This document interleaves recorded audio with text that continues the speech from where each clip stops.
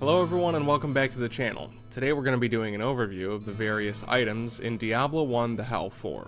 In this video we'll be taking a look at magic items, rare items, uniques, set items, and also socketed items, their various potential bonuses and drawbacks, use cases, and any other potential factors relating to them. Blue, or magic items, comprise your standard drop in TH4. Along with, of course, your standard base white item, these are the most common item types that you'll see dropping. And while a fair amount of them will basically just be vendor trash, it is possible to get blue items that can last you for very long periods in the game. Certain blue items can even remain useful all the way to endgame if you're considering weapon swap scenarios and certain niche combat situations where you may want to change out gear quickly. It's also possible to drop randomized rare items in the game which are labeled with a red text. Rare items will typically have 4 affixes on them outside of very niche situations, and while they have a higher number of affixes, you'll find that the power of the affixes is typically lower relative to the blues that you're finding. While it certainly is possible to find a rare item that can be useful to you in mid to late game, it is not common. Their affix strength is typically just not high enough to compete with the other options that you might have.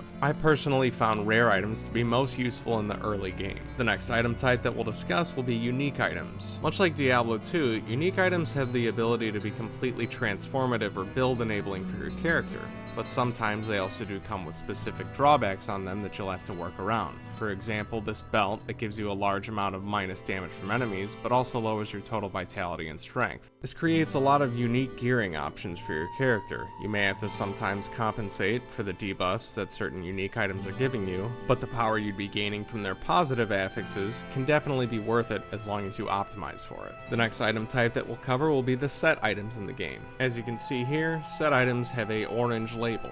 Much like you would expect, the more set items you're wearing of any particular set gives you increased bonuses. For example, wearing 2 pieces of this set gives me minion damage, but if I put on a 3rd piece, my minions will also gain 14% extra health. The formula for what bonuses the set is giving you with X amount of pieces is listed below the item information. Set items can be extremely powerful. While they can have just good stats as a standard item, their bonuses can be absolutely monumental at times. The next item type that we'll discuss are socketed items. Socketed items drop with a gray text, and they will also say socketed to indicate their status. Depending on what your character needs, these items can be extremely useful. Using the gems that drop in the game, you're able to put whatever specific bonuses you want into these items. By the time you get to endgame, being able to put 6 different gems into a 6-socket item can become extremely powerful, and will often be some of your best gearing options when you're considering late game. As we've previously mentioned in other videos, socketing items is simple. You go to Griswold with whatever gems you want to add to the items, and for a gold cost, you can do so. Socketed items are probably one of my favorite gearing options because it allows you to pinpoint whatever strengths you want to build on or weaknesses you want to cover. The next item type that we'll discuss will be enchanted items. Enchanted items have the potential to be very strong.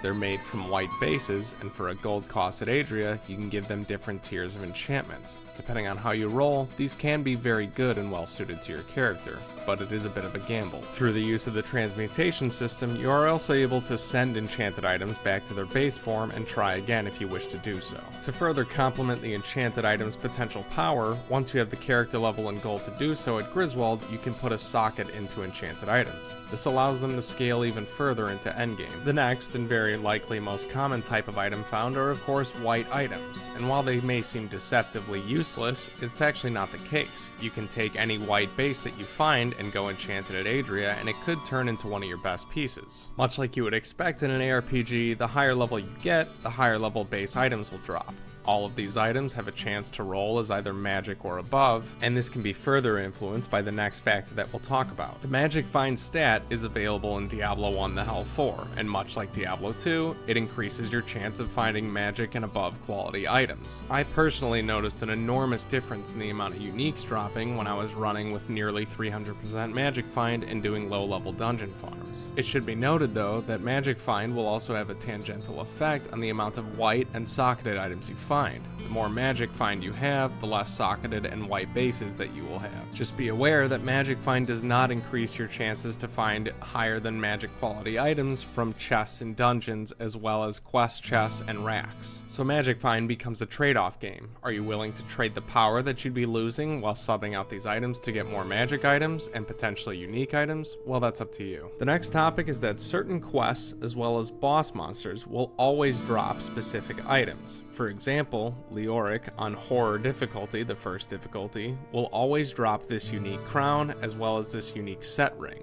This changes depending on what character class you're playing as well as difficulty you're on. But this is a very important note. Depending on what character you're playing, this can make for very easy specific target item farms that can help enable your build. Chests and racks related to quests will also always drop magic items and possibly sometimes items of a higher quality. Our second and last topic is the ability to buy items from merchants. White bases that Griswold sells, as well as the magic items that he does, will be relative to your character level. So regardless of what difficulty you're on, your character level will define what is available to you in shops. Griswold's stock is typically quite a bit lower than your character level, so while he can deliver you some decent backup pieces if you know what to look for, you will often find the best stuff that you can by simply killing monsters at whatever your highest level of difficulty achieved is. A final note on item generation is that unique monsters, or bosses, whatever you'd like to call them, will typically only drop magic and above items. Normal monsters have the chance to drop normal items and magic items, and sometimes rare,